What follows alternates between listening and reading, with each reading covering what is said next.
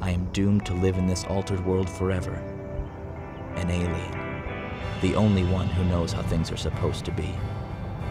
The year is 2009. My name is Joshua Duncan. My hair is green, I can move things with my mind, and I threw the bodies of Abraham Lincoln and John Wilkes Booth into a lake.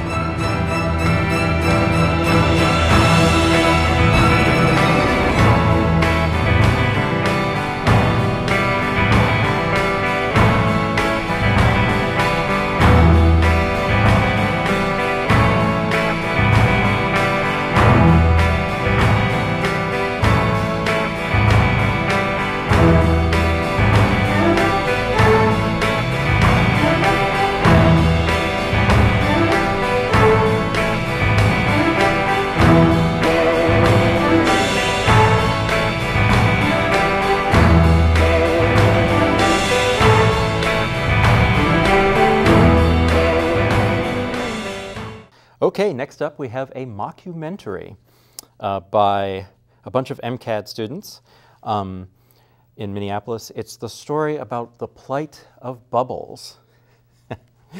Here is Save the Bubbles.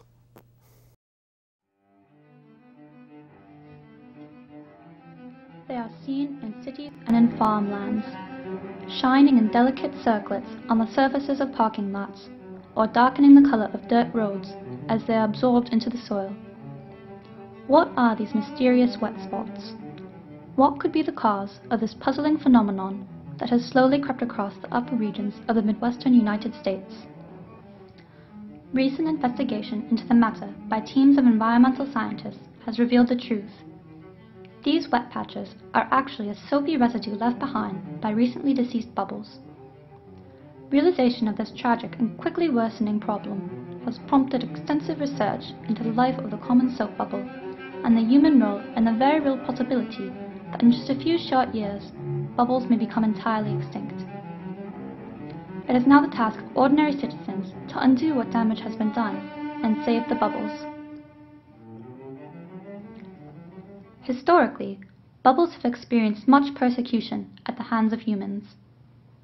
As early as the 1800s, people have treated bubbles in a careless or even cruel manner, beginning with the detergent and cosmetic industry's exploitation of these fragile creatures, purely for human benefit. In the wild, bubbles lead much safer lives.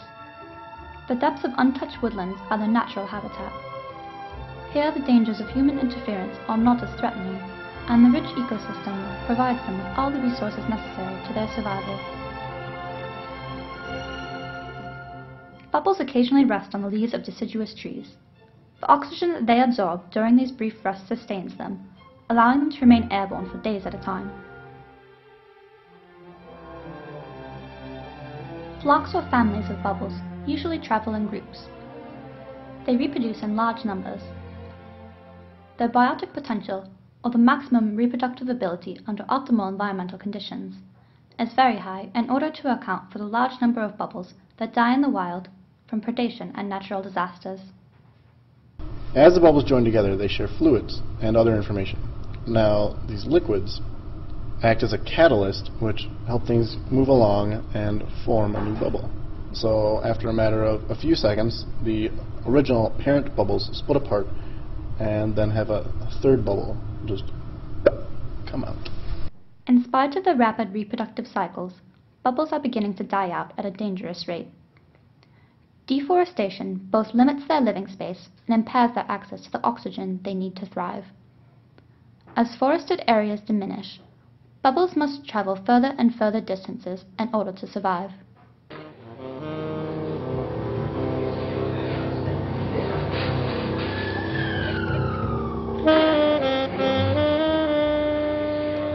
As the refugee bubbles flood into the suburbs and cities, their situation only grows worse.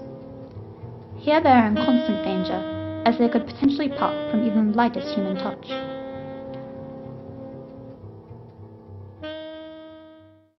Well, I know that I used to see bubbles everywhere, just everywhere, and thought it was a normal part of life.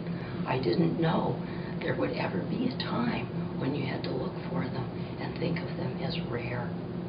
it was, I just took them for granted. You know, we all did. It was just part of the time. It was as if there'd always be enough to go around, and you just go. Urban bubble populations have also found themselves lacking the plants and vegetation necessary for their survival, and are forced to drift from place to place until they cannot bring themselves to float any longer.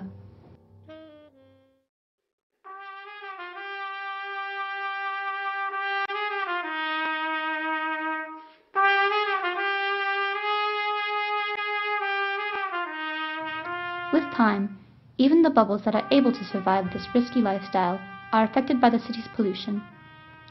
Without the city's supply of oxygen, these smoke-filled bubbles will soon perish. That we would go in the back of her framing studio, and she would unroll bolts of bubble wrap, and we and the children would roll upon them to the sound of, it was like popcorn. It was wonderful. It was a gluttony of popping. And while we know that now that might be a good thing, it was a fun thing, I think that that's something we do need to encourage with our children, is a safe, sanctioned way of getting that pop into your life without harming something, that we are, before you know it, would not see again. We'll say, remember when there were bubbles? And you won't. And neither will your children. And that would be a very, very sad thing. Sad.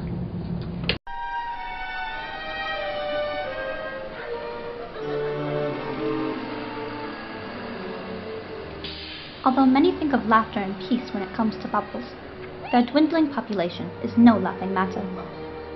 It is our job to improve environmental conditions and prevent further loss of life. As bubbles join the ranks of the 40% of all organisms that are labeled endangered species, we are reminded that every small thing we do, from recycling to buying eco-friendly products, is a huge step in saving the bubbles.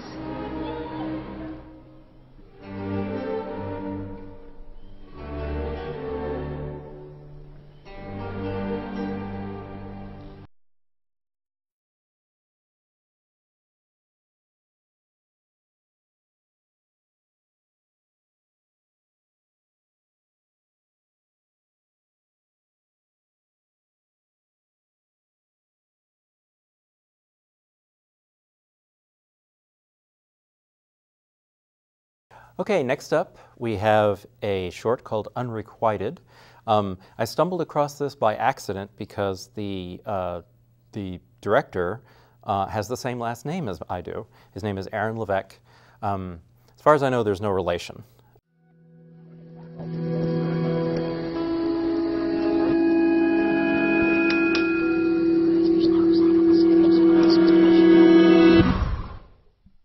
To be honest, I didn't really want to leave. But you did anyway.